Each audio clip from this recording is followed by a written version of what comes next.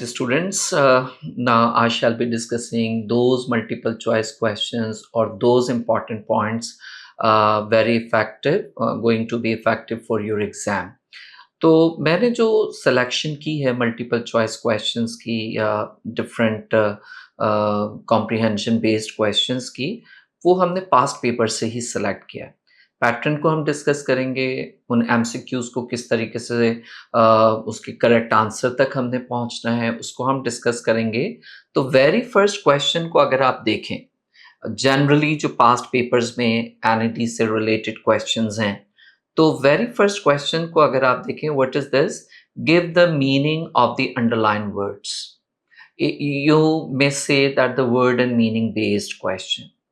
देखिए, जब भी आप word and meaning based questions की बात करते हैं तो generally we can not memorise word and meaning.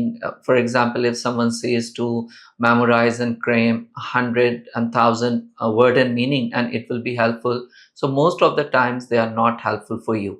The reason is that when you are memorizing or cramming any word and meaning, so generally we do not prepare those word and meaning contextual based, तो वो हमारे जहन में नहीं रह पाती। यानी आप 1000 and 1000 वर्ड एंड मीनिंग्स आप प्रिपेयर कर लें तो जाहिर सी बात है वो आपके जहन में नहीं रह सकती जब तक कि आप उसको इन यूज में नहीं लाते।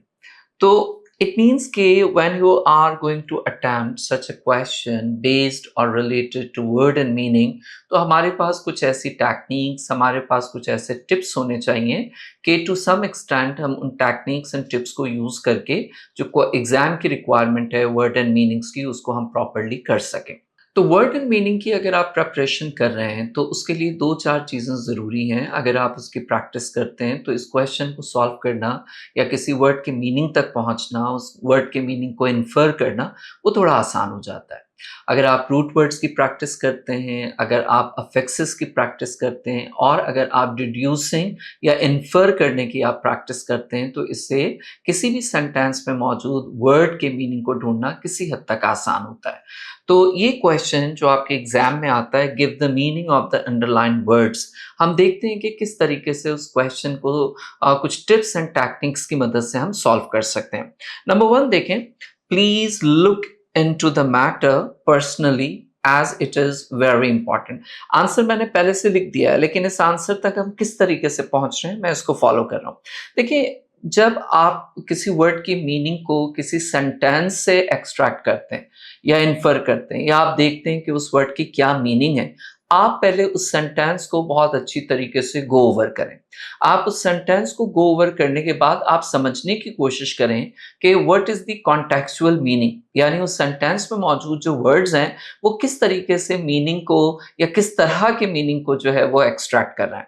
अगर आप इस सेंटेंस को देखें और हम ये जानने की कोशिश कर रहे हैं, although look into is a simple word, के क्या मीनिंग हो सकते हैं इसके, तो please look into the matter. इसका मतलब है किसी मैटर की बात हो रही है, अच्छा किसी मसले की बात हो रही है, पर्सनली इसमें इंस्ट्रक्शन हो रहा है कि आप पर्सनली उस मैटर को as it is very important, तो कोई मैटर है जो बहुत इंपॉर्टेंट है और उसकी इंस्ट्रक्शन मिल रही है।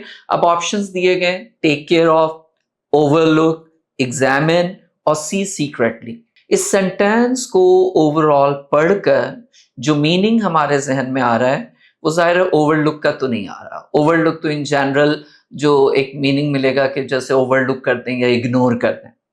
टेक केयर ऑफ के मीनिंग है कि आप बड़े केयर करें या लुक आफ्टर की सिचुएशन में आ रहा। जाहिर है आप किसी मैटर की बात कर रहे हैं और उसमें ये बात हो रही है कि पर्सनली उस मैटर को आपने देखना है, तो उसमें take care of is not a suitable answer. See secretly, obviously it is also not a very suitable answer for the given statement. Yani what is very important thing to go over the statement, try to find out which word is very much fit or suitable for the sense of the given sentence. तो क्योंकि इसमें matter की बात हो रही है, personally उसको look into की सिचुएशन में आ रहा है कि पर्सनली आप उसको देखें and it is very important, और जो स्टेटमेंट है कि वो बहुत ही ज्यादा अहम है। तो इस ओवरऑल सिनेरियो और सिचुएशन में अगर हम देखें तो जो वर्ड हमारे सामने उस सिचुएशन को ज्यादा फिट कर रहा है वो है एग्जामिन। तो examine will be a correct answer.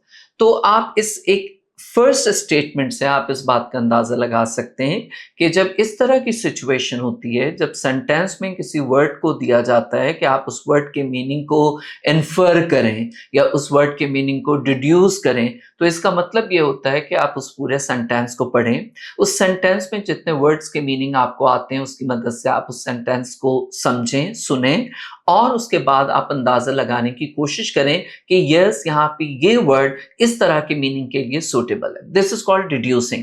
It means that most of the time what happens, even if you don't know the meaning of that particular word given in the sentence, but when you are adopting the deducing technique, आप आसानी से उस word के meaning तक पहुंच जाते हैं. Next sentence देखें. He was born with a silver spoon in his mouth and always boasts of this. Boast, feel proud of.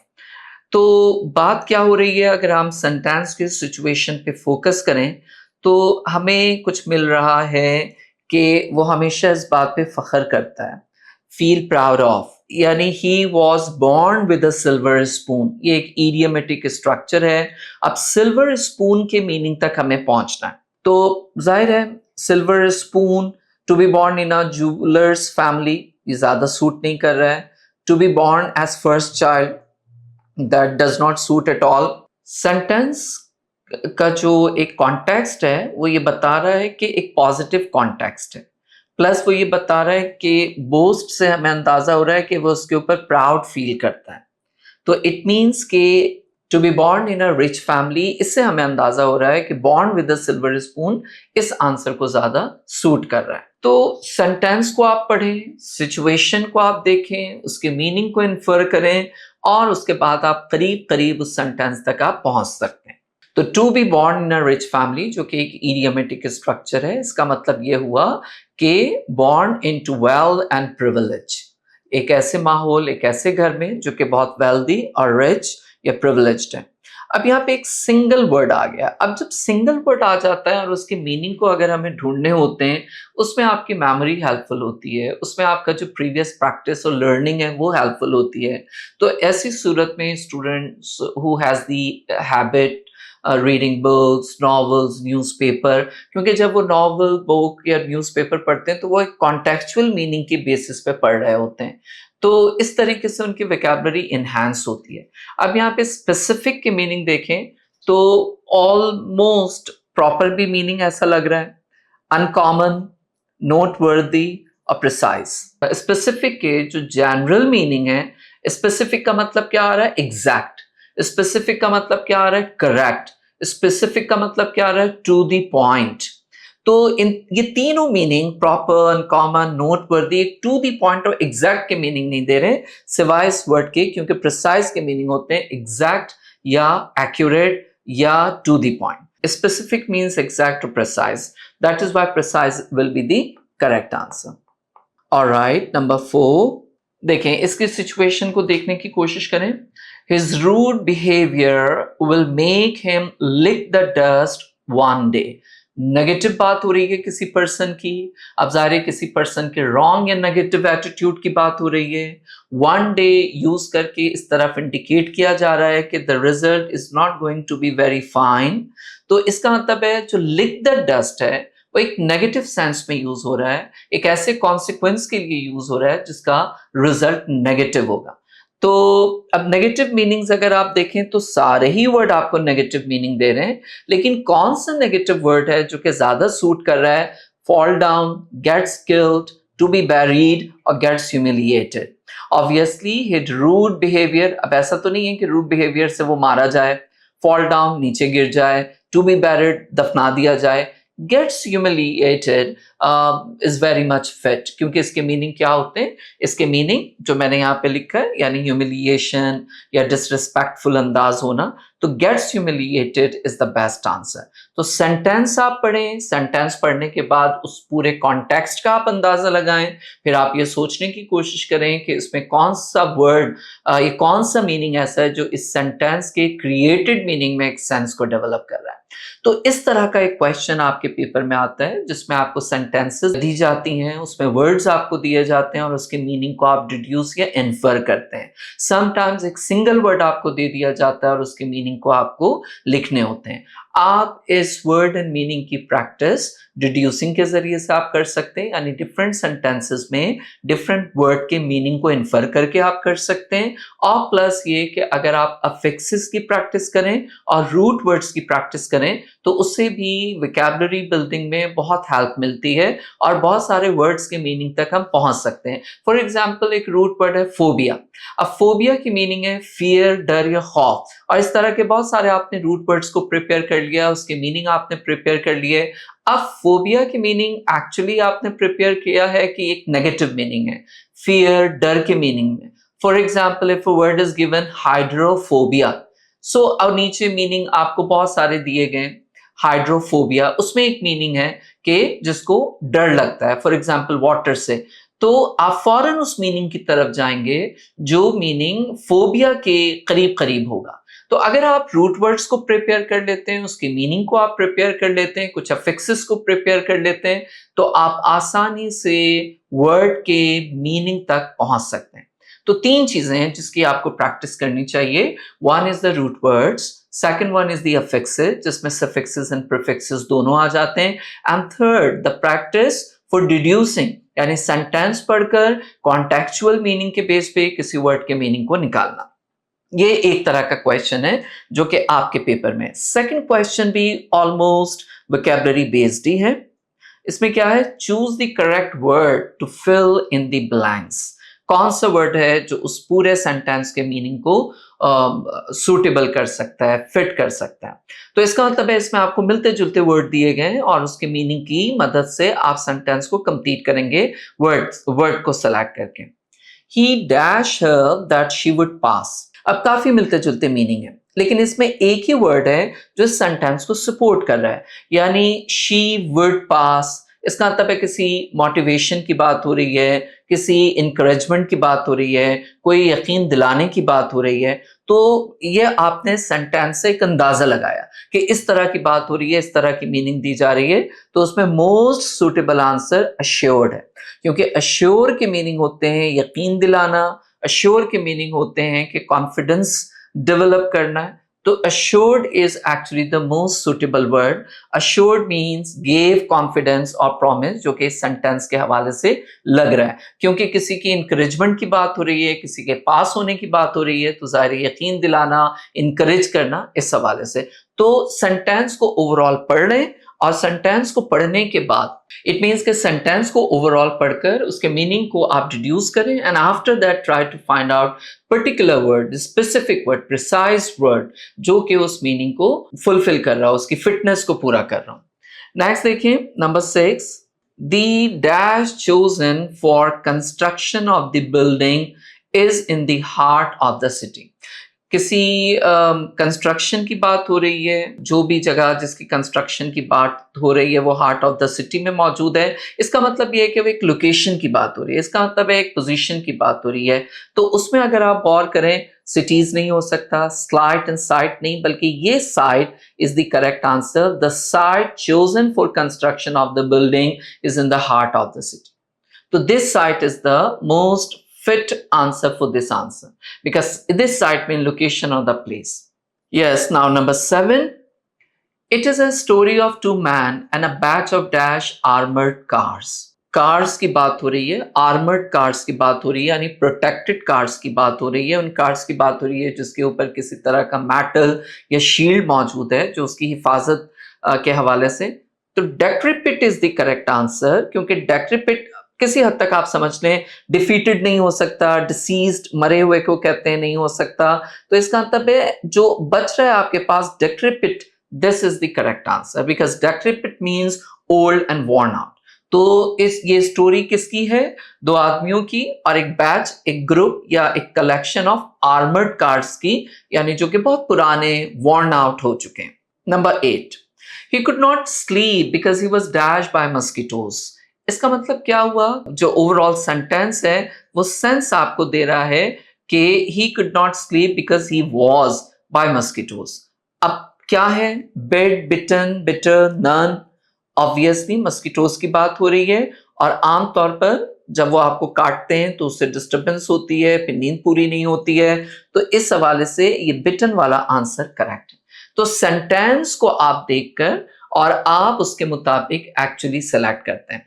अच्छा, बिटन बिकॉज क्योंकि पास्ट पार्टिसिपल फॉर्म है, थर्ड फॉर्म ऑफ वर्ब है, और ये क्योंकि पैसिव में स्ट्रक्चर दिया गया है, इसलिए हमने बिटन ही यूज किया, past participle in third form. Next, where is a dash number of fatty acids and carbohydrates in some of the imported chocolates?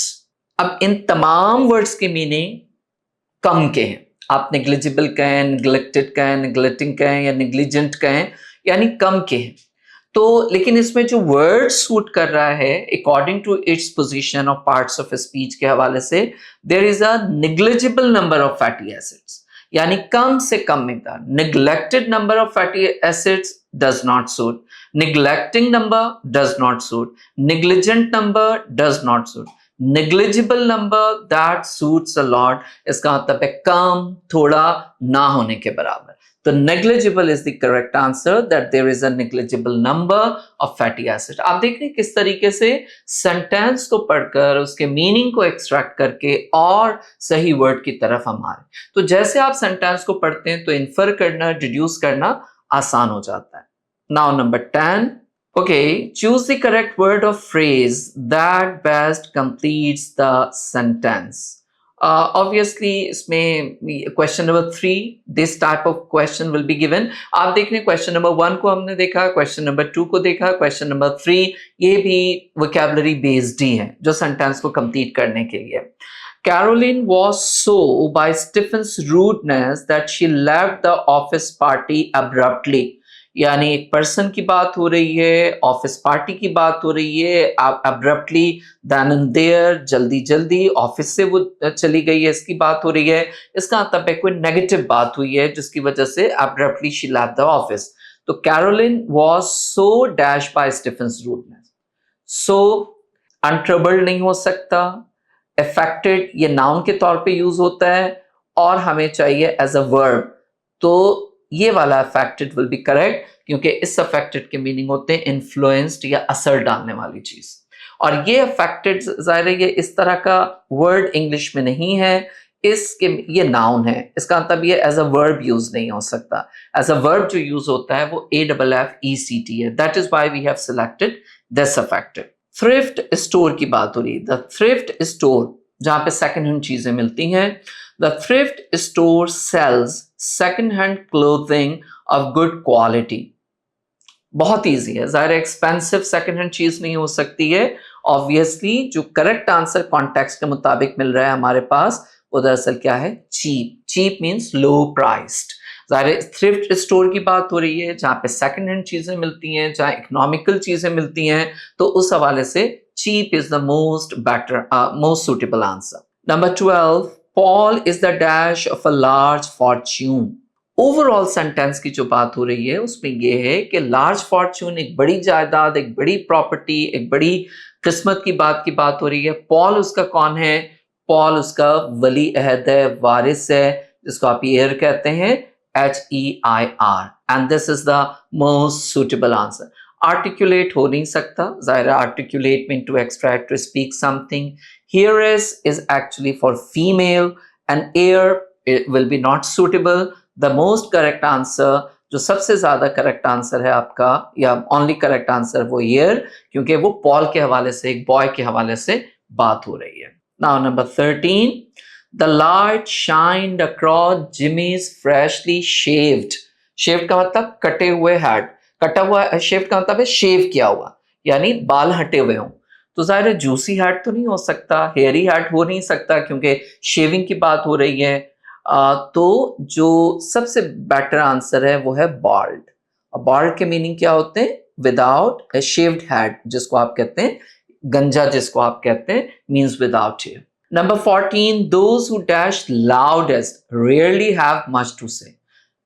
यानी लाउडेस्ट स्पीकिंग की बात हो रही है, और जो लाउडली बोलते हैं उनके पास कमी होता है, हैव मच टू से, वो चीखते चिल्लाते ज्यादा है, बोलते कम है।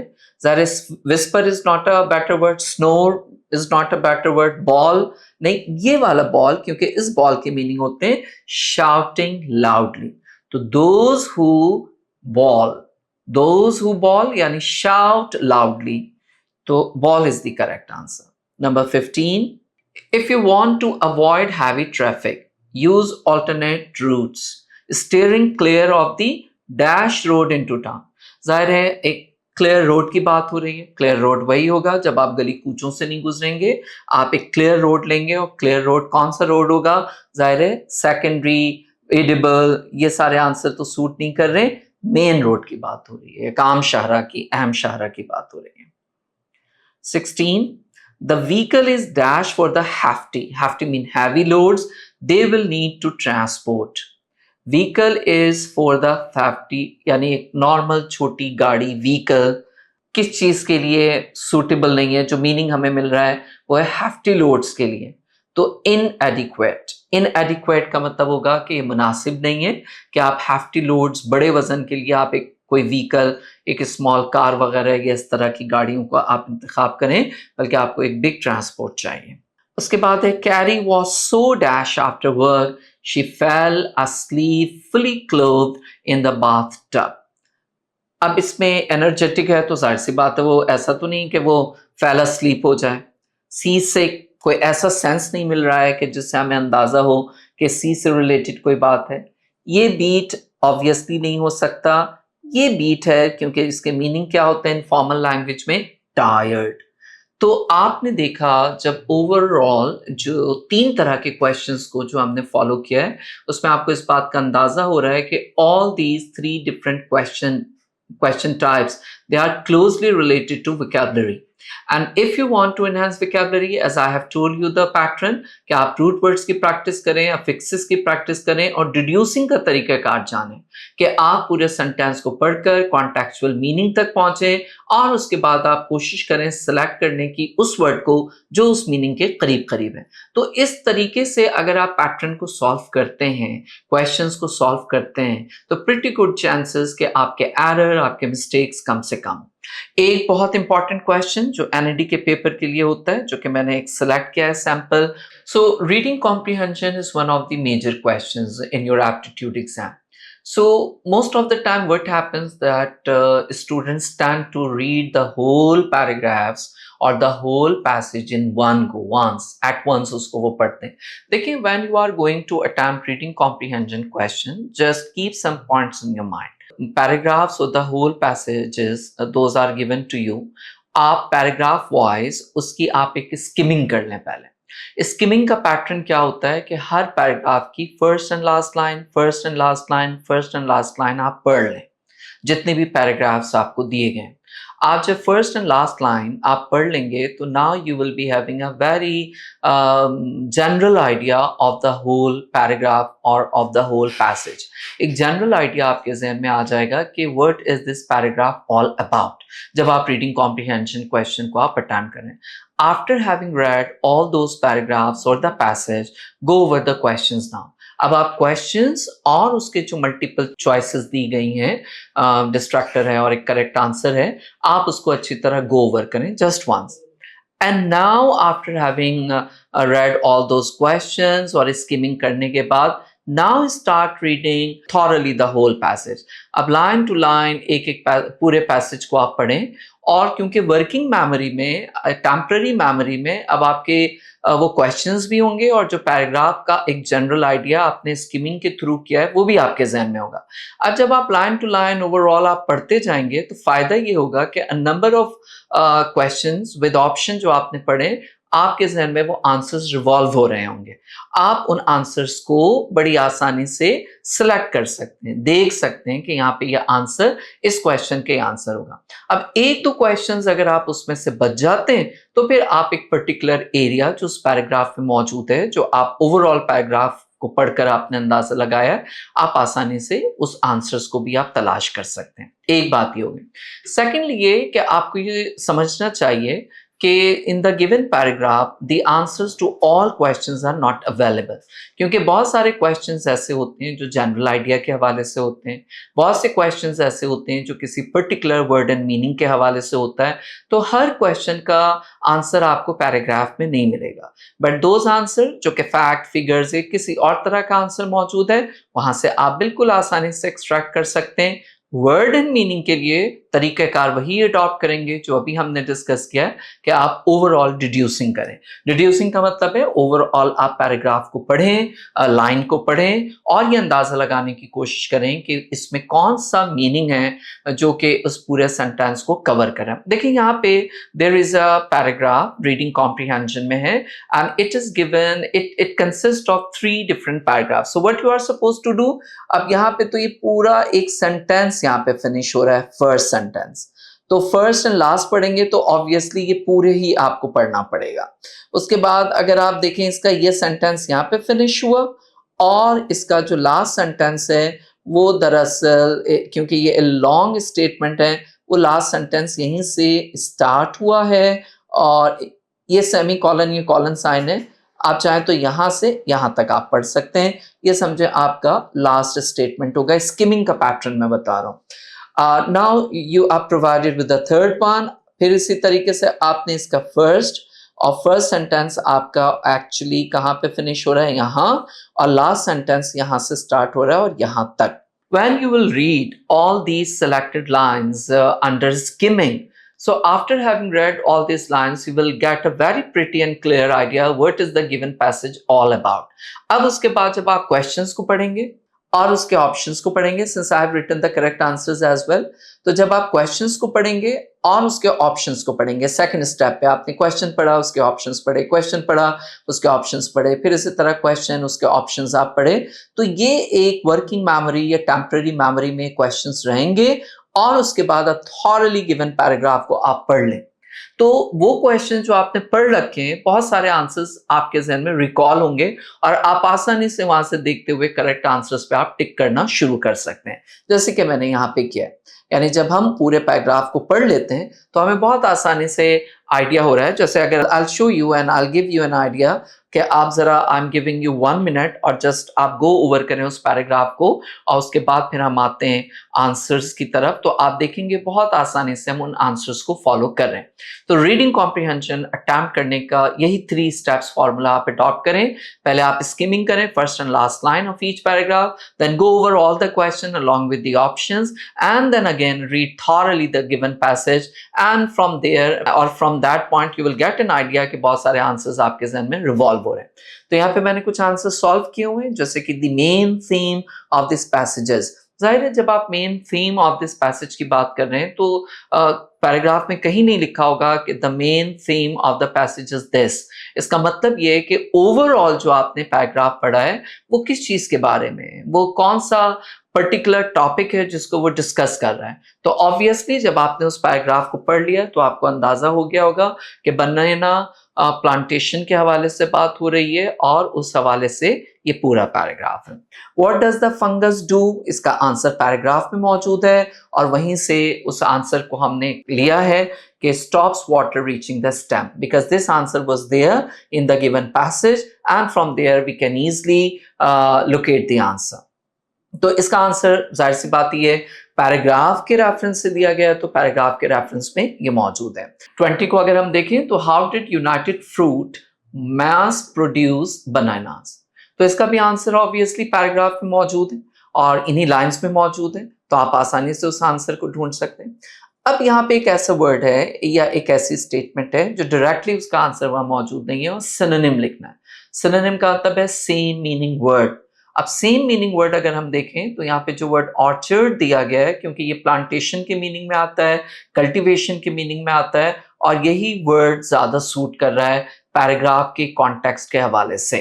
अच्छा, अब ये जो आगे क्वेश्चन दिए गए हैं, what do you think is the most efficient way for farmers to get rid of fungus, the answer is easily available in the given passage, और who is the successor of big Mike, ये तो बहुत easy answer था। अगर आप overall paragraph को देखें तो यहाँ पे आपको मिल जाएगा, यहाँ पे देखें, now it's happening again to big Mike successor the Kevin. तो इसका मतलब है most of the answers are available in the paragraph, only vocabulary related या जो जनरल आइडिया और सेंट्रल आइडिया की बात होती है उस हवाले से। ओके जी, 24 पे आप आ जाए। लुक्रेटिव मीन्स, ओवरऑल जब आप पढ़ते हैं चले मैं ढूंढ देता हूँ। सबसे पहले हम देखते हैं कि लुक्रेटिव वर्ड आया कहाँ पे, क्योंकि जब आपने ओवरऑल पैराग्राफ को जब पढ़ लिया है तो ओवरऑल पैराग्राफ पढ़ने के बाद आपको अंदाजा, काफी हद तक आपको अंदाजा हो जाता है कि वो वर्ड कहाँ एग्जिस्ट करता है, पर्टिकुलर जो क्वेश्चन आपको दिया गया है वो क्वेश्चन का आंसर कहाँ पे मौजूद है, कहाँ नहीं। अब आप देखें लुक्रेटिव यहाँ पे आ रहा है।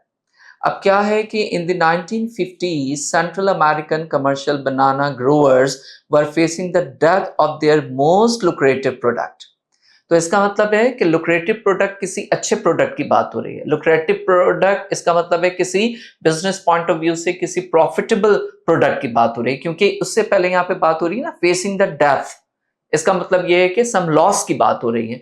तो लुक्रेटिव का मतलब है हमें किसी पॉजिटिव मीनिंग की तरफ जाना होगा, क्योंकि कॉन्टेक्चुअल मीनिंग जब हम देख रहे हैं तो इसका मतलब है वो एक पॉजिटिव मीनिंग दे रहा है, और पॉजिटिव मीनिंग दरअसल क्या है, profitable, financially profitable. Thick skin is an, अब ये पार्ट्स ऑफ स्पीच के हवाले से थिक स्किन्ड इज एन। अब थिक स्किन्ड वर्ब है, नाउन है, एडजेक्टिव है, या इसमें से कुछ भी नहीं है। जाहिर है जब आप किसी वर्ड को डिफाइन, किसी ऑब्जेक्ट को डिफाइन कर रहे होंगे तभी आप कह रहे होंगे थिक स्किन्ड, और कोई वर्ड जो किसी नाउन या प्रोनाउन को डिफाइन कर रहा होता है उसको आप मालूम है उसको एडजेक्टिव कहते हैं। तो actually thick skin is an adjective that is given here. It describes the noun fruit. इसका मतलब है पैराग्राफ में जहाँ पे थिक स्किन यूज हुआ है, अब आपको बहुत सारे, क्योंकि आप ओवरऑल पैराग्राफ को पढ़ चुके हैं तो आसानी से आप अंदाजा लगा सकते हैं कि जो थिक स्किन वर्ड है वो कहाँ पे यूज हुआ है, और जब आपने उस वर्ड को देखा तो वो आपको अंदाजा होगा कि वो उस वर्ड को एक्चुअली एक्सप्लेन कर रहा है, उस वर्ड के बारे में बता रहा है। तो फर्स्ट पैराग्राफ में तो आपको थिक स्किन कहीं नजर नहीं आया। सेकंड पैराग्राफ में अगर आप गौर करें, ओवरऑल इसको अगर आप ढूंढने की कोशिश करें तो वो भी नजर नहीं आ रहा। और थर्ड पैराग्राफ में अगर आप बात करें तो थर्ड पैराग्राफ में अगर हम देखते हैं कि थिक स्किन कहीं पे वर्ड मौजूद है तो उससे हमें फिर अंदाजा हो जाएगा।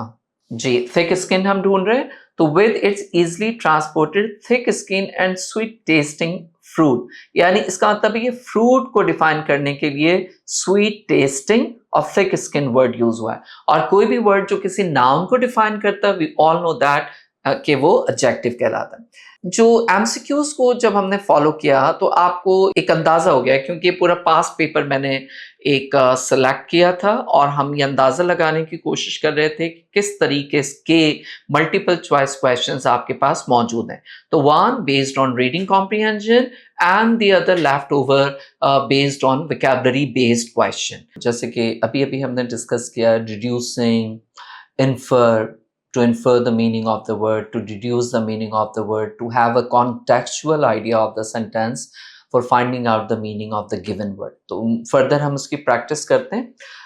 Look at number 1, number 26. Please carry out the instructions carefully.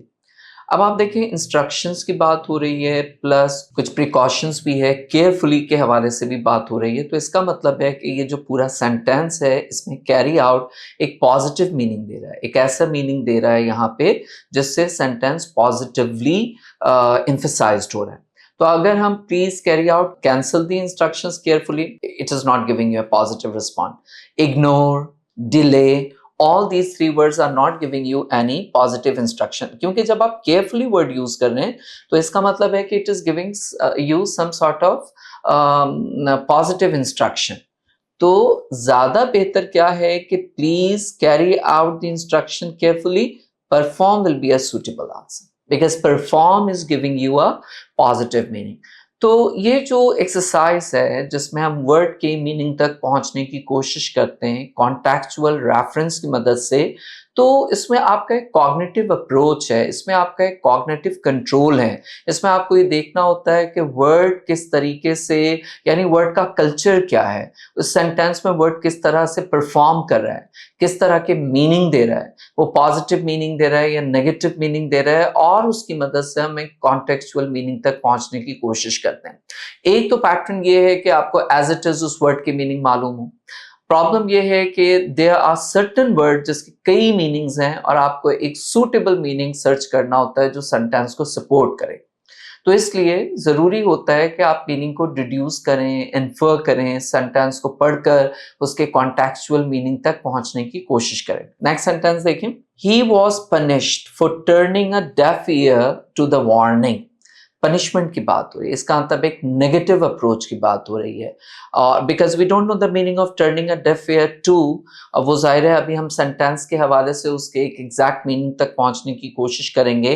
और अगर हम turning a deaf ear to के मीनिंग को इग्नोर करते हुए हम सेंटेंस के स्ट्रक्चर को देखें तो ही was punish for turning a deaf ear to the warning, इसका मतलब है किसी वार्निंग की बात हो रही है। ऑटोमेटिकली हमारा एक कॉग्निटिव अप्रोच हो रहा है कि उसको इग्नोर किया गया होगा and that is why the person was punished। तो हम उस मीनिंग की तरफ जाएंगे जो कि नेगेटिव मीनिंग की तरफ है, उस मीनिंग की तरफ जाएंगे जो इग्नोर करने के हवाले से मीनिंग प्रोवाइड कर रहा है। ज़ाहिर है लिसनिंग केयरफुली पे तो कोई आपको पनिशमेंट नहीं मिल सकती है। शाउटिंग लाउडली, ज़ाहिर है वार्निंग को के ऊपर shouting loudly it is not giving you a proper sense. Being frightened एक कॉन्टेक्चुअल लेस सेंटेंस बन रहा है।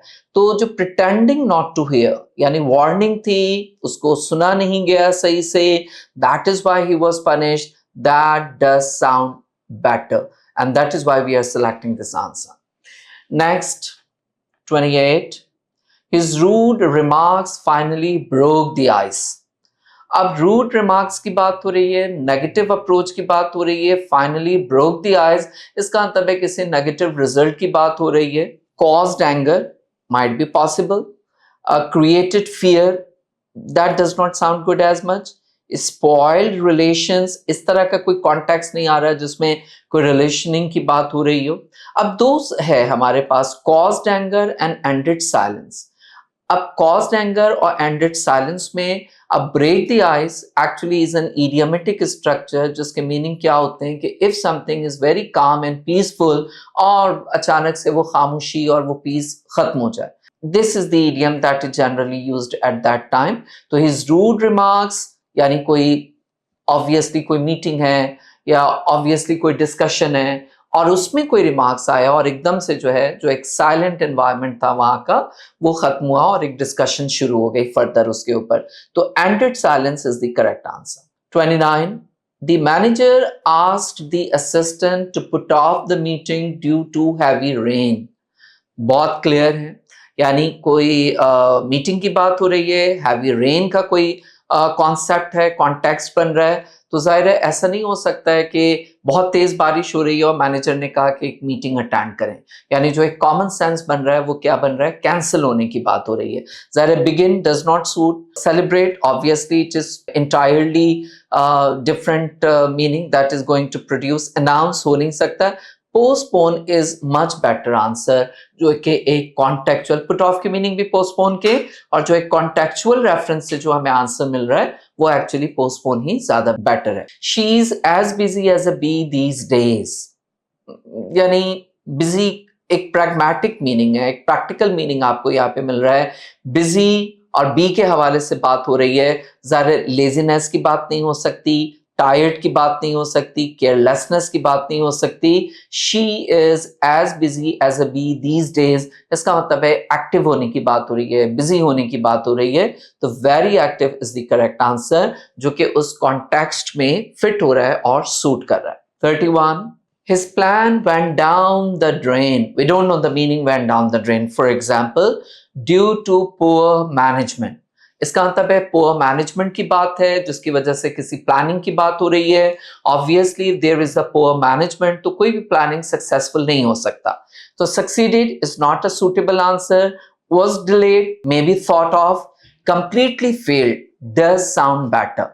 तो his plan went down the drain due to poor management, इसमें completely failed is the correct answer and that fits the answer, जो कि contextual meaning यहाँ पे दे रहा है। तो आप देख रहे हैं कि इस तरह के स्टेटमेंट जो आपके एग्जाम में आते हैं, most of the time we don't know the meaning of that particular word, लेकिन जब आप डिड्यूसिंग करते हैं, कॉन्टेक्चुअल मीनिंग सर्च करने की कोशिश करते हैं, तो मुख्तलिफ कॉन्टेक्स्ट एंड कल्चर से और कॉग्निटिव अप्रोच, यानी जब आपका जहन काम करता है और सोचता है तो उसके मुताबिक आप काफी हद तक उस पर्टिकुलर मीनिंग तक पहुंचने में कामयाब हो जाते हैं। Next, he ran into his old friend at the market।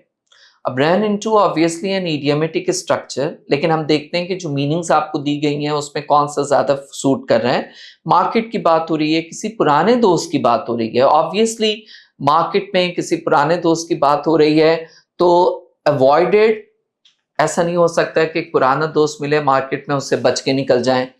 Argued with, followed, ये ज्यादा सूट कर रहा है। मैड बाय चांस, यानी सेंटेंस का ओवरऑल कल्चर जिस तरफ निशानदेही कर रहा है उसमें mad by chance is most suitable option. 33, she felt nervous but try to keep her cool. Nervousness की बात हो रही है, कुछ एजिटेशन की बात हो रही है, फर्दर ये बात हो रही है कि कुछ पॉजिटिव अप्रोच की कोशिश की गई। तो जाहिर है अगर समवन इज नर्वस तो उसको मजीद गुस्सा दिलाने की कोशिश नहीं की जाएगी, बीमार नहीं किया जाएगा, भागने की कोशिश नहीं होगी। स्टे काम, हाँ ये हो सकता है समवन इज नर्वस तो उसको पीसफुल, पैसिफाई और काम करने की कोशिश की जाए। तो stay calm is much better answer. Next 34, The dishonest clerk was finally caught red-handed. अब caught red-handed की बात हो रही है, डिसऑनेस्टी की बात हो रही है, क्लर्क की बात हो रही है। ओवरऑल जो एक पिक्चर बन रहा है हमारे माइंड में वो ये हो रहा है कि किसी तरह की पनिशमेंट दी गई है क्लर्क को, या कोई इस तरह से आंसरेबल किया गया। ज़ाहिर फॉरगिवन तो नहीं हो सकता है कि एक डिसऑनेस्ट क्लर्क जिसको फाइनली कॉट, जिसको पकड़ा गया है, उसको माफ कर दिया गया या उसको रिवॉर्ड दिया गया है कि भाई आपने चोरी की, अच्छा काम किया, या misunderstood. No, caught in the act, यानी देन एंड देयर उसको पकड़ा गया।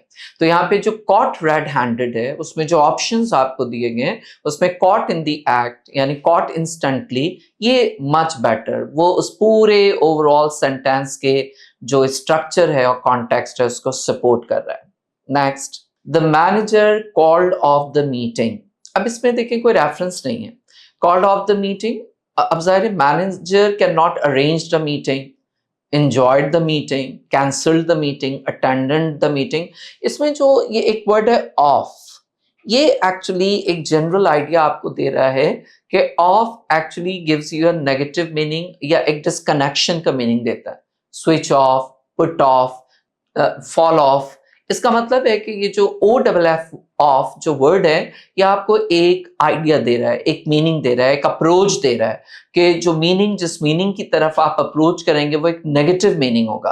Arranged, enjoyed, attended, they are supporting the positive meaning. Cancelled is the option that is supporting the negative meaning. तो cancel जो है वो much better एक option है आपके पास। 36, he succeeded because he burned the midnight oil. We don't know the meaning burn the midnight oil, but we tend to find out the correct meaning. अब success की बात हो रही है, he succeeded, एक कामयाब होने की बात हो रही है, कामयाबी की बात हो रही है। burn the midnight oil तो इसका मतलब है कोई पॉजिटिव एक्शन की बात हो रही है, इसलिए तो सक्सेस नहीं हुआ कि wasted time, obviously not. Slapped early, रात में वो जल्दी सो जाता था इसलिए एक सेंस नहीं क्रिएट हो रहा है। फेल्ट टायर्ड, थका थका रहता था इस वजह से कामयाब हो गया। नो, ये जो ऑप्शन है worked late at night, it gives a proper contextual answer और सपोर्ट। तो work late at night, it is much better answer. 37 देखते हैं, हर careless words added fuel to the fire. Carelessness की बात हो रही है, यानी एक नेगेटिव एक्शन की बात हो रही है। केयरलेस वर्ड्स किसी ने कहे तो रिड्यूस्ड एंगर, जाहिर है किसी के केयरलेस वर्ड से किसी का गुस्सा कम नहीं हो सकता। एंडेड द इशू, कोई मसला खत्म नहीं हो सकता। Solve the problem, almost the same option. Worsen the situation, हाँ ये हो सकता है कि किसी के केयरलेस वर्ड्स हो और वो सिचुएशन को मजीद डिस्टर्ब और वर्सन कर दे, तो option C is much better answer. आप देख रहे हैं किस तरह कॉन्टेक्चुअल रेफरेंस की मदद से हम करेक्ट आंसर तक पहुंचने की कोशिश कर रहे हैं। 38, he always beats around the bush. Beats about the bush or beats around the bush, both are the same thing, instead of giving a clear answer. इसका मतलब है कोई clear answer नहीं दे रहा है, कोई person है और वो हमेशा वो clear answer नहीं देता बल्कि ये करता है। Speaks directly, जाहिर speaks directly है तो इसका मतलब है clear answer ही है। Tells the truth, it also supports a positive meaning। Argues loudly, that does not sound good, but avoids the main point, यानी ये वो आंसर है जो ओवरऑल सिचुएशन को काफी सपोर्ट कर रहा है कि he always beats around the bush instead of giving a clear answer. ये इस पूरे कॉन्टेक्स्ट को सपोर्ट कर रहा है। Next, the news came out of the blue. We don't know the meaning of came out of the blue, but the context जो है, news की बात हो रही है, came out of the blue, एक जो सेंस बन रहा है वो ये है कि सडनली, आनन फानन, एकदम से कोई खबर आई है। तो as expected, came out of the blue does not support the answer. हाँ, सडनली एक ऐसा आंसर है जो कि उसको सपोर्ट कर रहा है। तो आपने देखा कि जब एक सेंटेंस में कोई वर्ड मौजूद होता है तो उस सेंटेंस के कॉन्टेक्स्ट की मदद से हम उस मीनिंग तक पहुंचने की कोशिश करते हैं। और इस क्वेश्चन को इस अंदाज से भी दिया जा सकता है कि आपको मुख्तलिफ ब्लैंक्स दी जाएं और उसमें एक वर्ड मौजूद ना हो और आप एक सपोर्टिव वर्ड की मदद से आप सेंटेंस को कंप्लीट करने की कोशिश करें, जैसे कि फर्दर एक्सरसाइजेस में आपको नजर आ रहा है। Alright, now number 40, the soldiers March with. अब आप देखिए, डिसिप्लिन है, यानी डिसिप्लिन से पहले हमें एक ऐसा वर्ड चाहिए जो डिसिप्लिन को डिफाइन करे, यानी वी नीड एन एडजेक्टिव। तो जाहिर है ये वर्ब है लूज, और ये लॉस नाउन, लूजन ये वर्ब ही है, लेकिन it is also a verb in some case. तो जो एडजेक्टिव के लिए जो सूट कर रहा है वो है loose, like loose shoes, lose discipline. It means that the soldiers were marching and they were not in a strict discipline situation. तो सेंटेंस को पढ़कर जो हमें अंदाजा हो रहा है वो ये कि this word is most suitable word because we need an adjective. We need such a word जो कि डिसिप्लिन को क्वालिफाई करे, डिसिप्लिन को बताए, ये बताए कि वो डिसिप्लिन कैसी है। तो उसमें जो एडजेक्टिव है वो एक्चुअली लूज है, जिसको हम यूज कर रहे हैं। नेक्स्ट, यहां पर भी मिलते जुलते वर्ड्स हैं हमारे पास। She was badly dash after working continuously for 12 hours। She was badly, अब क्या है, टायरसम नहीं हो सकता, टायरिंग भी नहीं हो सकता, टायर भी नहीं हो सकता, टायर्ड। इसका मतलब क्या है, वी नीड एन एडजेक्टिव कि वो कैसी थी। After working continuously for 12 hours, what was the state of that girl? Obviously tired. We all know that कि जो पास्ट पार्टिसिपल फॉर्म है उसको एज एन एडजेक्टिव भी हम यूज करते हैं, and the third form of verb is also used as an adjective. तो tired will be the correct answer. Only a dash amount of sugar should be added to the medicine. तो only a few, lesser, less ये नहीं हो सकता। Little is that word that is used for quantity, यानी little और a little ये वो word हैं जो कि क्वांटिटी के तौर पे यूज किए जाते हैं। क्वांटिटी के लिए some है, little है। तो little is a word that is most suitable answer for this statement. Only a little amount of sugar, यानी थोड़ा सा, a little, थोड़ा सा, or little is a word that is used for quantity, not for a number. You cannot say I have little brothers, यानी थोड़े से भाई हैं। आप उसके नंबर बताते हैं, I have 2 brothers या 3 brothers, लेकिन आप कहते हैं little salt, a little sugar। तो little यानी जहां आप मिकदार या उन क्वांटिटीज के लिए यूज करते हैं, ऑब्वियसली जो काउंटेबल नहीं होते। He gave me some useful about preparing for exams। अब इसमें एडवाइस की कैटेगरी दी गई है। He gave me some useful, अब useful एक एडजेक्टिव है और एडजेक्टिव के साथ आपने नाउन लगाना है। Advise as a verb use हो रहा है, हम इसको यूज नहीं कर सकते। एडवाइजेस कोई वर्ड नहीं होता क्योंकि ADVISE एज अ वर्ब तो हो सकता है, ADVISES, advises, like he advises, ये हो सकता है, लेकिन हमें यहाँ पे वर्ब नहीं चाहिए, हमें यहाँ पे चाहिए एक नाउन, क्योंकि यूजफुल एक एडजेक्टिव है। तो क्या यूजफुल है? Advising, not possible. Advice is the most suitable answer कि he gave me some useful advice. Now here raises a question, बहुत से स्टूडेंट के जहन में ये बात आ सकती है कि some more than one हो सकता है, some useful advices होना चाहिए, ऐसा नहीं है। Advice as a noun उसका कोई plural नहीं बनेगा, यानी advice से advices नहीं हो सकता। पेन से जैसे पेन्स आप बना लेते हैं, बुक से आप बुक्स बना लेते हैं, एडवाइस से एडवाइसेस नहीं। अ पीस ऑफ एडवाइस हो सकता है, सम एडवाइस ही रहेगा, एडवाइसेस नहीं बनेगा। तो इसलिए advice is the correct answer. हाँ, ये ADVISE एज अ वर्ब आप यूज कर सकते हैं, लाइक ही एडवाइजेज मी, तो उसमें यूज हो सकता है, लेकिन यहाँ पे तो हमें एक नाउन की जरूरत थी, क्योंकि यूजफुल एक एडजेक्टिव है, उसके साथ आपने नाउन लगाना है। एडजेक्टिव के साथ जाहिर आप वर्ब नहीं लगा सकते। Next, the patient was suffering from a dash disease. इन सब में जाहिर कंटेंट, कंटिन्यूअस, ये कोई वर्ड नहीं है। एक वर्ड है जो कि मोस्ट कॉमनली यूज होता है, यानी एक से दूसरे को, दूसरे से तीसरे को, प्रिवेलिंग और स्प्रेडिंग के मीनिंग में, और वो है कंटेजियस। और जो वर्ड है कंटेजियस की जो करेक्ट स्पेलिंग है या जो करेक्ट वर्ड है वो दिस वन, यानी जो डिजीज होती हैं वो कंटेजियस होती हैं, यानी एक से दूसरे को लग सकती हैं। जो मोस्ट सुटेबल वर्ड है वो ऑप्शन ए है। अच्छा जनाब, 45 में भी देखें मिलते जुलते वर्ड्स आपको नजर आ रहे हैं। There was a dash delay due to heavy rain. Obviously minor नहीं हो सकता है, इसके meaning a person who works in a mine. Minimum delay is not a word. Minor delay is a most suitable word. There was a minor delay due to heavy rain, यानी थोड़ी बहुत ताखीर हुई, negligible ताखीर थी, कोई बहुत ही ज्यादा noticeable ताखीर नहीं थी, तो minor is the correct answer. तो ये तीनों आंसर इनकरेक्ट होंगे, minor will be the correct answer. 46, he was punished for breaking the school. यहां पर भी आप देखिए काफी मिलते जुलते वर्ड हैं। PRINCIPAL, जाहिर means head of the institution, ये नहीं हो सकता। प्रिंसिपल्स, ये कोई ऐसी सिचुएशन नहीं बन रही है। प्रिंसिपल्स इसी का ये प्लूरल है, तो breaking the school principle. Overall जो ऑप्शंस दिए गए हैं इसमें ये principle is the most suitable. It means rule, regulation and all that. The old man was very, obviously जब आप वर्ड वेरी यूज कर रहे हैं तो आपको एक ऐसा वर्ड चाहिए जो वॉक्स को डिफाइन करे, यानी आपको एक एडवर्ब चाहिए, the word that defines a verb. The old man walks very slow, slow एक एडजेक्टिव है, स्लोअर भी एडजेक्टिव है, स्लोइंग एक वर्ब है। हमें चाहिए एक एडवर्ब, और जो एडवर्ब जो मोस्ट सूटेबल है वो है slowly. The old man walks very slowly due to his weak health. 48, the thief was caught dash by the police। अब आप देखिए रेड हैंडेड एक कॉमन वर्ड है, रेड हैंड नहीं हो सकता, वी ऑल नो दैट। लेकिन इन दोनों में एक प्रॉब्लम है कि रेड हैंडेड हाइफन के साथ उसको हम सिलेक्ट करें या रेड हैंडेड विदाउट हाइफन है उसको हम सिलेक्ट करें।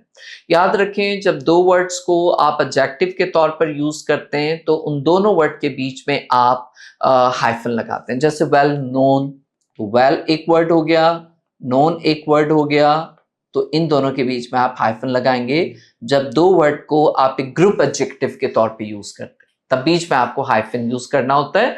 तो we shall select that group of word having hyphen. तो रेड हैंडेड यानी ऑप्शन बी जो है, this is the correct answer, option B. 49, this medicine is dash for children below 5 years। जो ऑप्शंस दिए गए obviously very easy, harmful is the correct answer as an adjective. Now number 50, a dash number of students were absent today. Much, obviously not suitable. A many number, obviously not suitable. A less number of students were absent today. हो सकता है, ये दोनों ही options इसमें हो सकते हैं, but much better a large number of students were absent today, that sounds a little bit better. A less number of students भी हो सकता है, लेकिन अ के साथ मच बेटर कि आप लार्ज लगाएं, वरना तो less number of students were absent today is better. A large number of students were absent today, that sounds better, वरना होना चाहिए less number of students were absent today. A less number of students were absent today does not sound good. A large number of students were absent today, that seems far better.